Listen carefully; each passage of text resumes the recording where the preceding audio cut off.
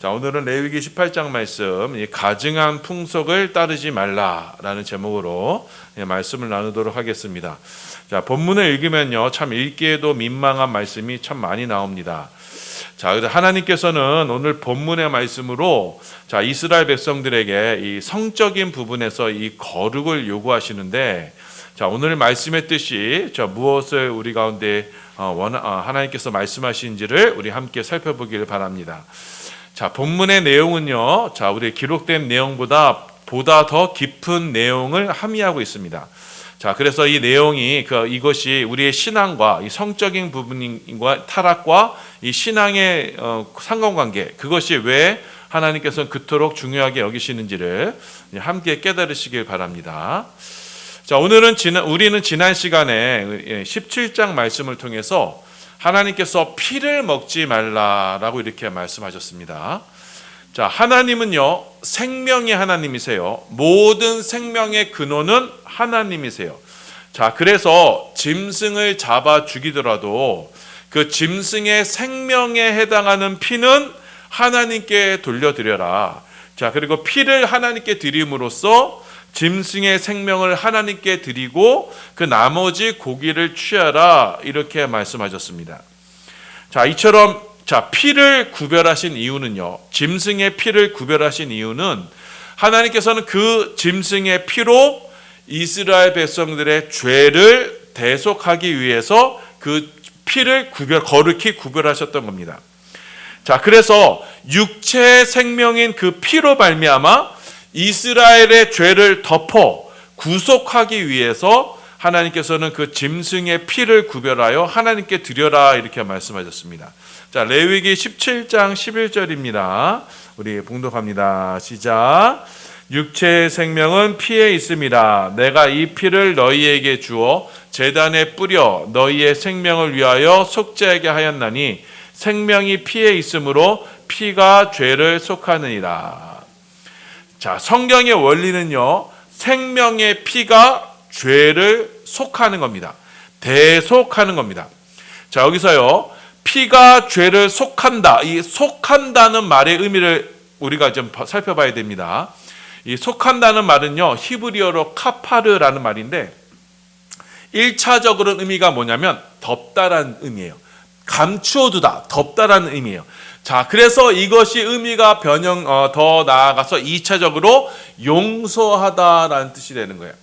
자, 그래서 여러분, 우리 그 지성서 안에 보면은 속죄소가 있죠. 속죄서, 그러니까 법궤 위에 속죄서 덮는 뚜껑이 있잖아요. 이것도 바로 이 카파르라는 단어에서 나온 거예요. 자, 이 죄라는 무엇이냐? 죄는 생명의 하나님과 분리되는 것이 바로 죄예요. 그 죄의 결과 우리 가운데 무엇이 찾아오냐면 죽음이 찾아와요. 이 죽음의 상태가 뭐냐면 바로 부끄러움과 수치가 되는 겁니다. 자, 왜냐? 우리 가운데 하나님의 생명이 없어요. 하나님의 생명이 없으면 우리 가운데 뭐가 나타나냐면 바로 부끄러움과 수치가 나타나는 거예요. 자, 그래서 아담과 하와가 선악과를 먹기 전에는 부끄러움을 몰랐지만 선악과를 먹고 나서 그때부터 하나님과 분리가 되니 그때부터 자기 안에 부끄러움과 수치를 느끼게 된 거예요. 자, 그래서 하나님은 이 죄로 인해서, 인간의 죄로 인해서 생긴 그 죽음, 이 죽음의 형상이 뭐라고요? 바로 부끄러움과 수치예요. 이 부끄러움과 수치를 하나님께서는 어떻게 하신다고요? 그 피로 말미암아 덮어주시는 거예요. 짐승의 생명으로 덮어주시는 거예요. 우리의 부끄러움을 덮어주시는 거예요. 이 덮어주심으로써 우리를 다시금 용서하시는 거예요.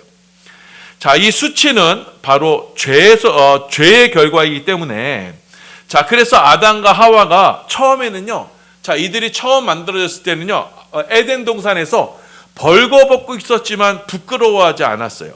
우리 창세기 2장 25절입니다. 봉독합니다. 시작. 아담과 그의 아내 두 사람이 벌거벗었으나 부끄러워하지 아니하니라. 왜냐하면 이들은 어디에 있어요? 지금 하나님 안에 있어요. 죄를 범하기 전이었어요. 여전히 하나님, 생명의 근원이신 하나님 안에 있었기 때문에 자신들 안에 하나님의 생명이 있어요. 죽음이 없어요. 그렇기 때문에 이들은 부끄러워하지 않았어요.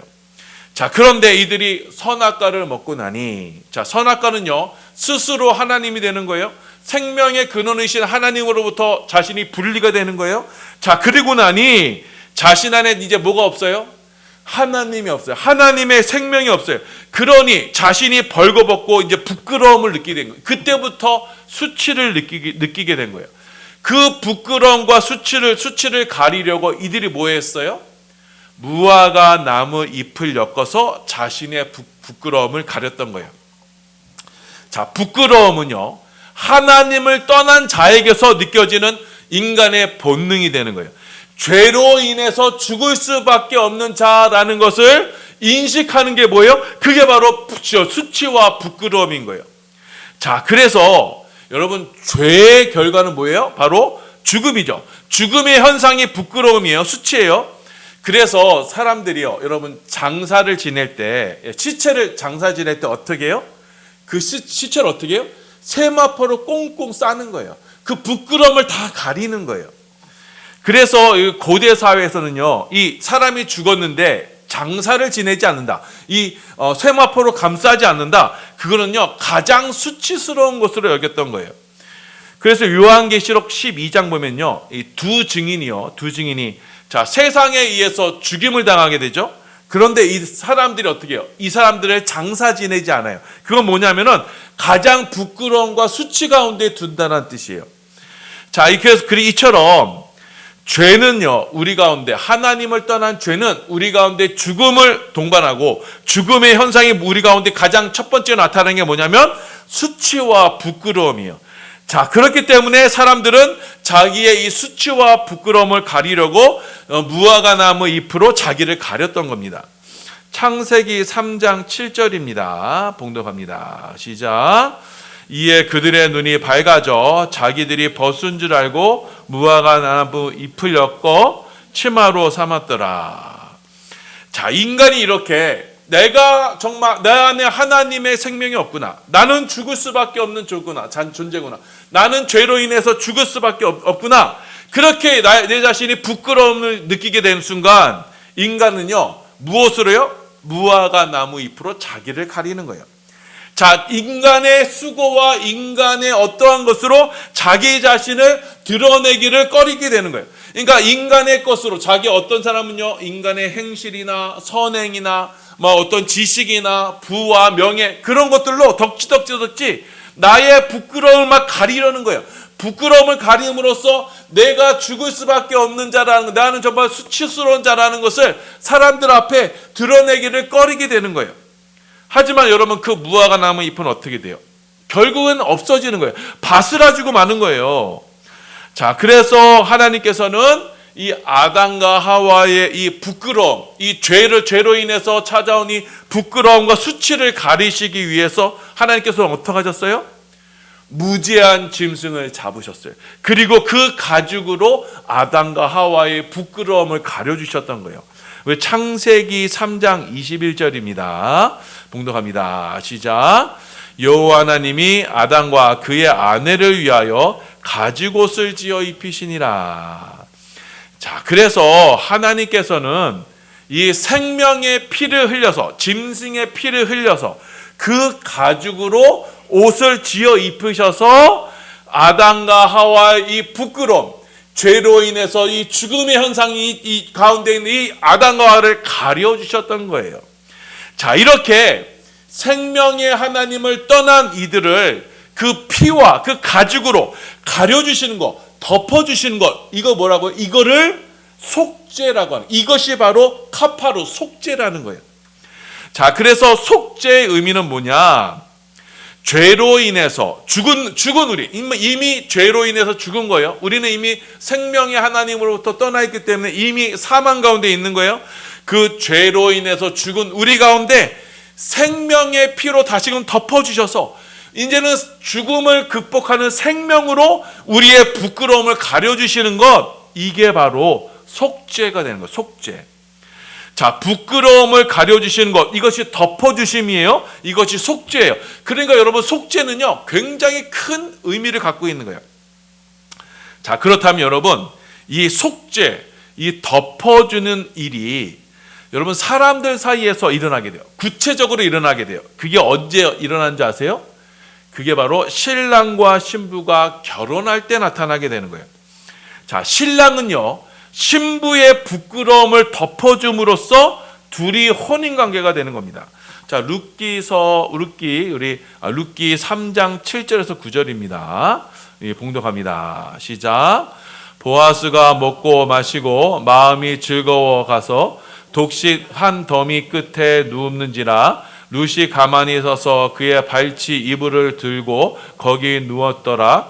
밤중에 그가 놀라 몸을 돌이켜 본즉 한 여인이 자기 발치에 누워 있는지라. 이르되 내가 누구냐 하니 대답하되 나는 당신의 여종 룻이오니 당신의 옷자락을 펴 당신의 여종을 덮으소서 이는 당신이 기업을 물을 자가 됨이니이다 하니.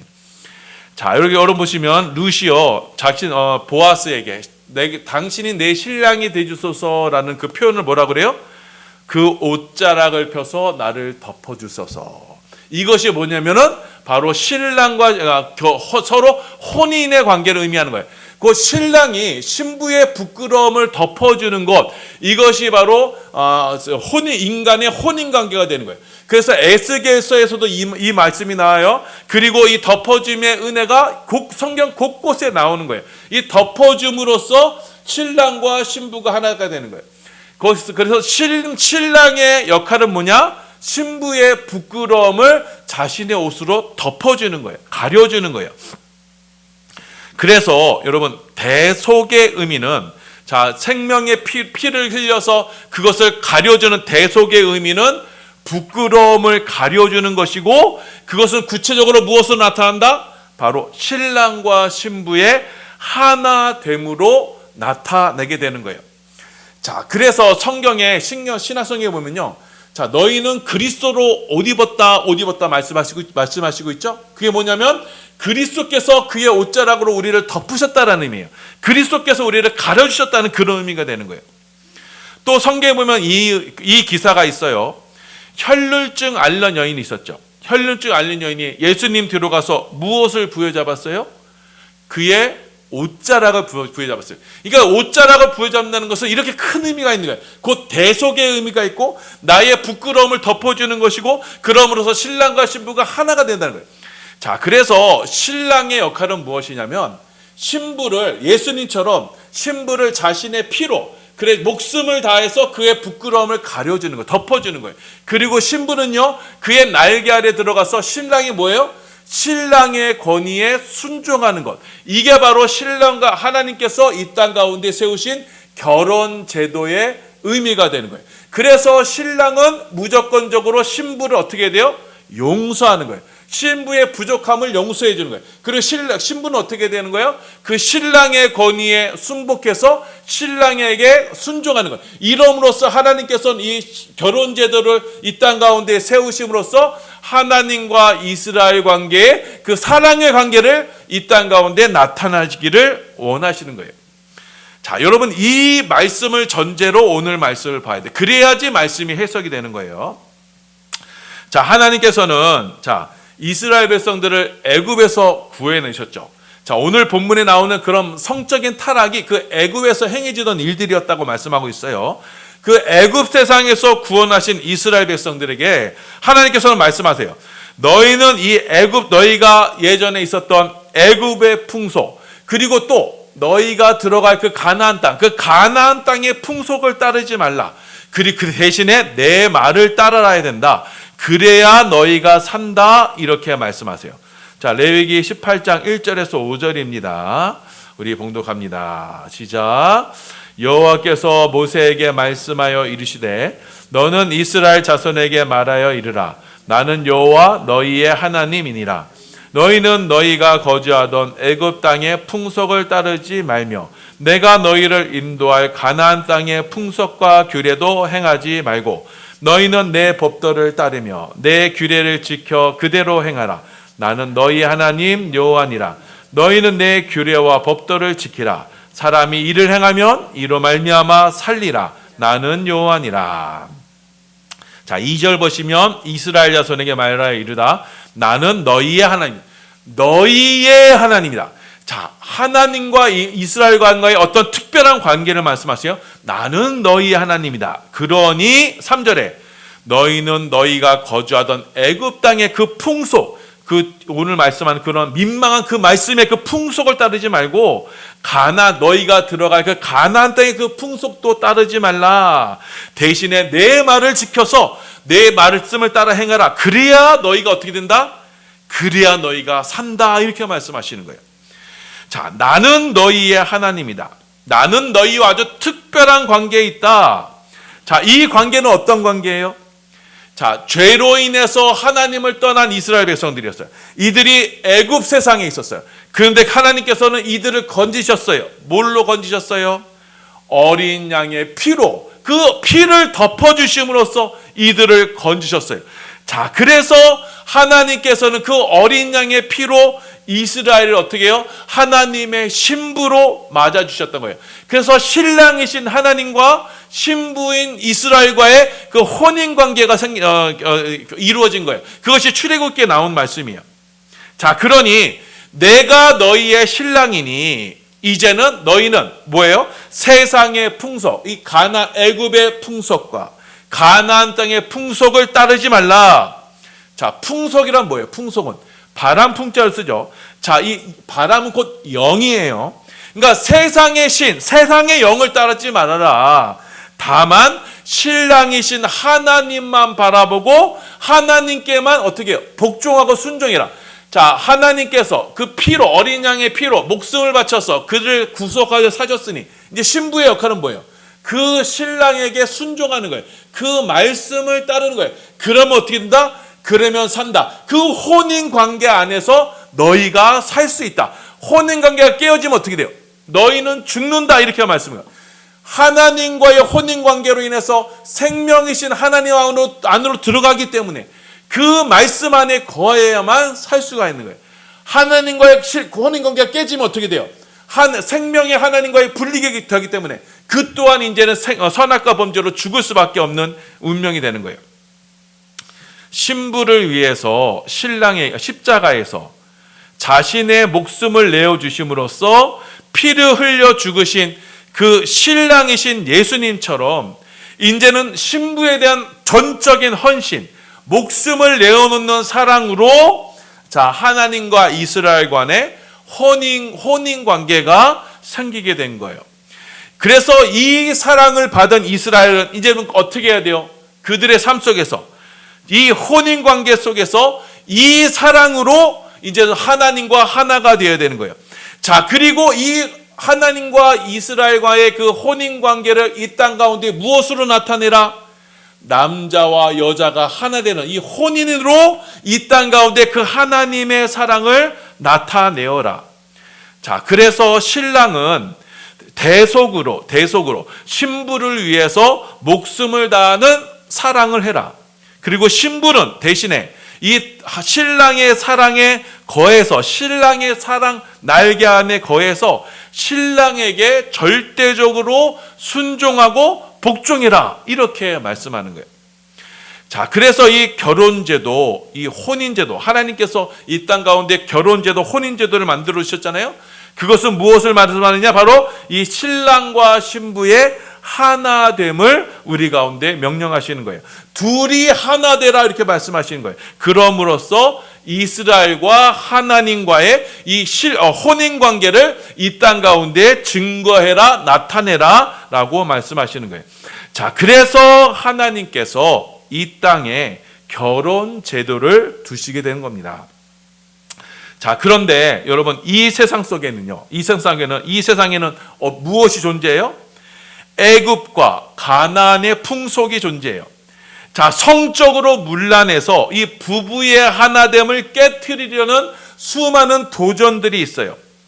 자, 혼인제도는 궁극적으로 하나님과 이스라엘과의 관계를 나타내는 거였어요. 그런데 이 어둠이 있어서 이 세상의 풍속은요, 이 혼인관계, 부부의 혼인관계를 깨트리려고 주력하게 되는 거예요. 지금도 노력하는 거예요.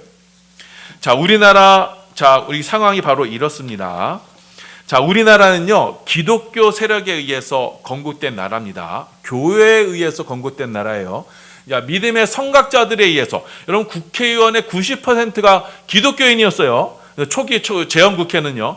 그렇게 기독교 세력에 의해서 건국된 나라가 우리나라예요. 자, 그러면 이 나라를 떠받치고 있는 두 기둥이 뭐예요? 하나는 교회예요. 그리고 또 하나는 뭐예요? 그 교회의 가치인 가정이에요. 부부가 서로 하나 되는 가치예요. 자, 그러면은 여러분이 만약 이 나라를 무너뜨리려고 하는 세력이라고 생각해 보세요. 북한 공산주의 세력이라고 생각해 보세요. 그러면 이 나라를 무너뜨리려면 뭘 없애면 되겠어요? 자, 교회의 근간을 흔들고 가정의 근간을 흔들면 이 나라 무너지겠구나 이렇게 생각하지 않겠어요? 자, 그래서 여러분 이것이요 서구 문명에도 마찬가지입니다. 근대 국가의 그 생산 원리가요 바로 이 교회와 가정으로 세워진 거예요. 근대 국가의 원리가요 청교도 중심의 근대 국가는요 바로 이 교회와 가정 이 두 축으로 세워진 국가라는 국가예요. 자, 그런데 이 근대 국가에서 뭐가 나와요? 이 자본주의가 나오잖아요. 자, 그런데 여러분 공산주의는요 이 68혁명, 이 모택동에 의한 68혁명은 무엇을 노리느냐? 바로 이 두 축을 흔들려고 하는 것이, 그럼으로써 사회주의 혁명을 이끌려고 하는 이들인 거예요. 자, 그래서 이들은요 근대화의 세력인 기독교와 그리고 가정을 무너뜨리려고 이들이 주력을 하는 거예요. 자, 그래서 68혁명으로 나타나는 게 뭐냐면 미국 내에서 유행했던 게 히피 문화예요. 히피. 그리고 마약이에요. 우리나라 지금 마약 막 들어와 있죠. 그리고 성 개방이에요. 그러니까 성이 남자 부부 사이에만 이러지 아니야. 여럿이 막 해도 된다. 이거예요. 우리나라가 바로 이 지금 위험에 봉착해 있는 거예요. 지금 반기독교, 교회에 대한 적대적인 반기독교 문화를 막 퍼뜨리고 있죠. 자, 그리고 뭐예요? 가정을 무너뜨리려고 막 교회 각종 이상한 성문화, 특별히 동성애를 막 조장하고 있어요. 자, 여러분 우리나라에 동성애 축제하는 그 세력이 있잖아요. 그 세력이요 동일하게 어떤 세력인지 아세요? 주한미군 철군을 외치는 세력이에요. 여러분 주한미군 철군하고 동성애하고 무슨 관계가 있어요? 자, 여러분 근데 집행부가 똑같아요. 왜요? 이들이 가정을 무너뜨려서 이 나라의 민족에 주한미군을 몰아내야지 우리나라의 공산의 혁명이 일어나는 걸 알기 때문에 지금 이들이 이러한 일을 하고 있는 거예요. 자, 오늘 본문에 나오는 각종 근친상간, 간음, 동성애, 또 짐승과 교합하는 수간, 이거는요 뭐냐면 애국과 가난 이 세상의 풍속이에요. 이들은요 하나님이 제정하신 이 부부의 하나됨, 온전한 부부의 사랑의 하나됨, 곧 하나님과 이스라엘 백성과의 나타났던 그 사랑의 하나됨을 깨트리려고 이들이 지금도 이 풍속을 조장하는 거예요. 이것이 바로 이 세상의 풍속인 거예요. 자, 레위기 18장 16절입니다. 예, 봉독합니다. 시작. 너는 내 형제의 아내의 하체를 범하지 말라. 이는 내 형제의 하체니라. 여기 보시면요. 하체를 범하지 말라. 이 말이 계속 나와요. 이 본문은 이 16절만 아니라 전체에 하체를 범하지 말라. 하체를 범하지 말라. 자, 이 말이 좀 이건 뭐냐면 의역된 말이에요. 그러니까 약간 뜻을 강조하기 위해서 번역된 말인데, 하체를 범하지 말라라는 말의 원래 의미는 뭐냐면 하체는요 부끄러움이에요. 자, 에르바해서 부끄러움이에요. 범하다라는 것은요 가라라고 해서요 벗기다라는 뜻이에요. 자, 그래서 하체를 범하다는 뜻은요 직역을 하면 이렇게 돼요. 부끄러움을 들추어 벗겨버리다. 자, 부부의 하나됨은 뭐예요? 신랑이 신부의 부끄러움을 가려주는 거예요. 대속에서 시작되는 거예요. 그 덮어줌의 은혜, 대속의 은혜로서 시작되는 것이 바로 부부의 하나됨인데, 이 세상 풍속은 뭐예요? 그 덮어줌의 은혜, 대속의 은혜를 벗겨버리는 거예요. 자, 그것이 바로 지금 오늘 본문에 나오는 근친상간과 각종 성적 범죄의 의미가 되는 거예요. 자, 그래서 성경에서요, 성경에서 말씀하는 벌거벗은 자가 되었다라는 의미가 바로 이 의미가 되는 거예요. 자, 하나님께서 그리스도의 십자가의 피로 우리를 대속의 은혜로 가려주셨는데, 가려주신 하나님의 은혜를 떠나게 되는 것이 바로 벌거벗은 자가 되는 거예요. 자, 요한계시록 3장 17절 18절입니다. 예, 봉독합니다. 시작. 내가 말하기를 나는 부자라 부유하여 부족한 것이 없다 하나 내 공고한 것과 가련한 것과 가난한 것과 눈먼 것과 벌거벗은 것을 알지 못하는도다. 내가 너를 권하노니 내게서 불로 연단한 금을 사서 부유하게 하고 흰 옷을 사서 입어 벌거벗은 수치를 보이지 않게 하고 안약을 사서 눈을 발라 보게 하라. 네가 벌거벗은 것을 알지 못하는 거라. 벌거벗은 수치를 보이지 않게 하라. 뭐예요? 흰 옷을 사서 그리스도의 옷으로 너의 가려라. 지금 라오디게아 교회가요, 지금 타락을 해서 지금 그 하나님의 대속의 십자가의 은혜를 지금 망각하고 세상으로 향했던 거예요. 그들의 부와 명예를 자랑했던 거예요. 그래서 지금 너희가 지금 벌거벗은 자다, 하나님의 은혜를 떠난 자다라고 이렇게 질책하시는 내용인 거예요. 자, 그래서 오늘 본문에 나오는요, 이 각종 성적인 타락은요, 여러분 성적인 타락 그것이 단순한 문제가 아니에요. 너무 성적인 타락 이것을 하지 말라 이런 의미가 아니에요. 이 성적인 타락의 근간에는 뭐가 있다고요? 바로 덮어주심의 은혜, 대속의 은혜를 떠난, 하나님을 떠난 영적인 타락이 바로 성적인 타락으로 이어지게 되는 거예요. 하나님의 덮어주심의 은혜, 이 대속의 은혜를 벗어버리고 그래서 세상 죄악의 벌거벗겨짐이 되는 것, 이것이 오늘 본문에 나오는 성적인 타락의 의미가 되는 거예요. 이것이 바로 곧 무엇이다? 이 세상 애굽과 가나안의 풍속을 따르는 것이다, 이렇게 말씀하는 거예요. 자, 애굽과 가나안의 풍속은요, 이들은요 종교 예식을 어떻게 했느냐면요, 자, 이 성전에서 집단 성행위를 했어요. 자, 이렇게 인간의 육적인 욕망을 자극해서 종교 행위를 함으로써 자신의 육적인 쾌락을 추구했던 것. 이것이 바로 이 세상의 방식인 거예요. 육신의 것을 자신의 힘으로 삼고 육신의 것으로 찾는 것, 이것이 바로 이 세상이 가지고 있는 풍조라는 거예요. 자, 하나님은요, 자, 이 일들 곧 하나님을 떠나서 육신의 것을 찾고 육신의 것을 따르는 자들, 이 일은 바로 하나님께서 싫어하시는 각종 성적 범죄로 나타나는 것이고, 이것은 스스로 자기를 더럽히는 일이고, 이것은 가증한 일이 되어서 이 땅이 토에 내쳐지는 가증한 일이 되는 것이다, 이렇게 경고하셨던 겁니다. 자, 레위기 18장 24절에서 25절입니다. 봉독합니다. 시작. 너희는 이 모든 일로 스스로 더럽히지 말라. 내가 너희 앞에서 쫓아내는 족속들이 이 모든 일로 말미암아 더러워졌고 그 땅도 더러워졌으므로 내가 그 악으로 말미암아 벌하고 그 땅도 스스로 그 주민을 토하여 내느니라.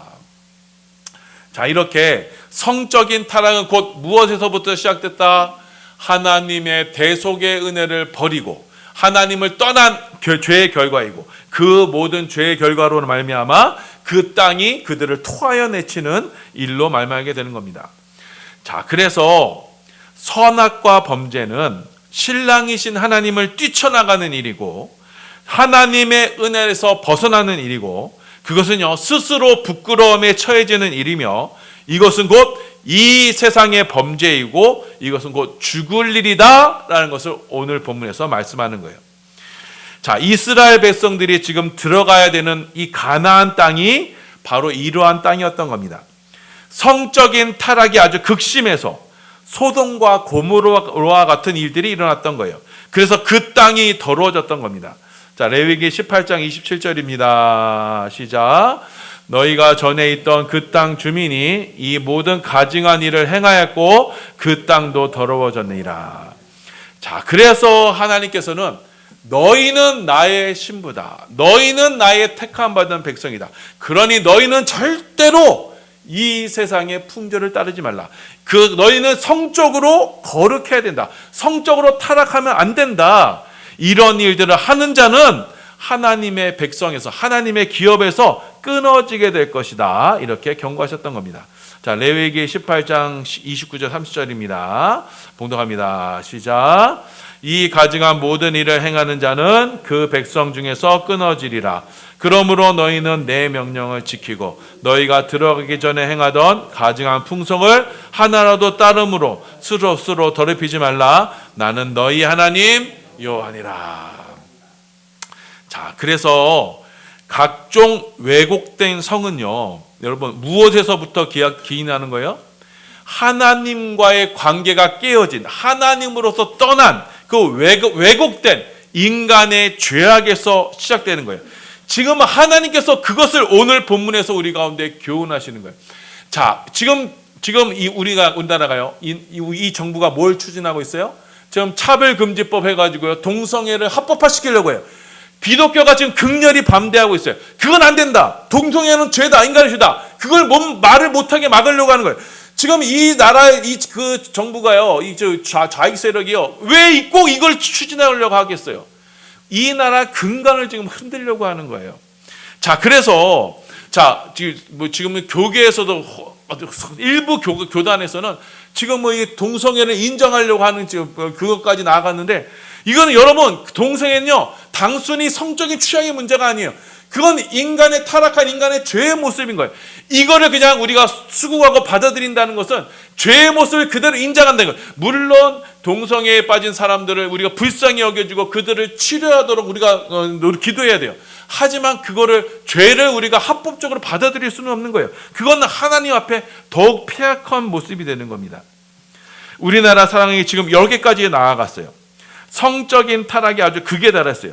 퀴어 축제라고 하면서요, 지금 남자들이요 완전 벌거벗고 다니고, 대낮에 벌거벗고 다니고 그렇게 막 하고 다니고 각종 음란한 걸 막 해더라도 아무도 제재할 수 없는 그런 상황까지 왔어요. 이 배후에는 누가 있다고요? 어둠의 세력이 있다는 겁니다. 이 세상의 풍속, 사단마귀 귀신의 세력이 있고요, 특별히 이 나라의 민족을 체제를 뒤엎으려고 하는 어둠의 실체들이 있는 거예요. 자, 그래서 이거는요 단순한 성적인 타락이 아닌 거예요. 하나님을 떠나고 하나님을 대적하려는 그런 이 세상의 풍조이고 나라를 뒤집으려고 하는 악한 세력의 연합인 거예요. 자, 그렇기 때문에 교회는요, 우리는 깨어서 기도해야 되는 거예요. 자, 그럼으로써 이 세상의 풍조를 분별할 줄 알아야 되는 거예요. 그럼으로써 우리는 신랑이신 예수님을 더욱더 의지하고 더욱더 주님 안에 들어가야 되는 거예요. 이 어둠의 세상 속에서 우리는 더 신랑이신 예수님만 붙들어야 되는 거예요. 그래서 신랑이신 예수님만 바라보면서 이제는 이 세상의 이 풍조와 하나 되지 아니하고 우리의 영적인 순결을 지켜서, 자, 그래서 요한계시록에 보면요, 예수님의 제자들을 뭐라고 해요? 이 세상의 여자와 더불어 자신을 더럽히지 아니한 자들이라고 했어요. 여자와 더불어 자기를 더럽히지 않는다는 건 뭐냐면, 그 요한계시록 나오는 음녀 바벨론과 하나 되지 않았다. 이 세상의 풍조와 하나 되지 않았다는 거예요. 그 거룩한 백성들이 천국에 들어간다라고 말씀하는 거예요. 자, 그래서 우리 모두 우리 신랑이신 하나님만을 바라보면서 우리의 영적인 순결을 지켜서요, 그로 인해서 하나님의 덮어주심과 하나님 대속의 은혜가 우리 반석이 전에 늘 함께하고 그 날개 아래, 주의 날개 아래 거하며 그 날개 아래에서 우리가 온전히 주의 은혜를 누리며 살아가는 우리 반석의 성도들 다 되시기를 예수님의 이름으로 소원하며 축원합니다. 아멘.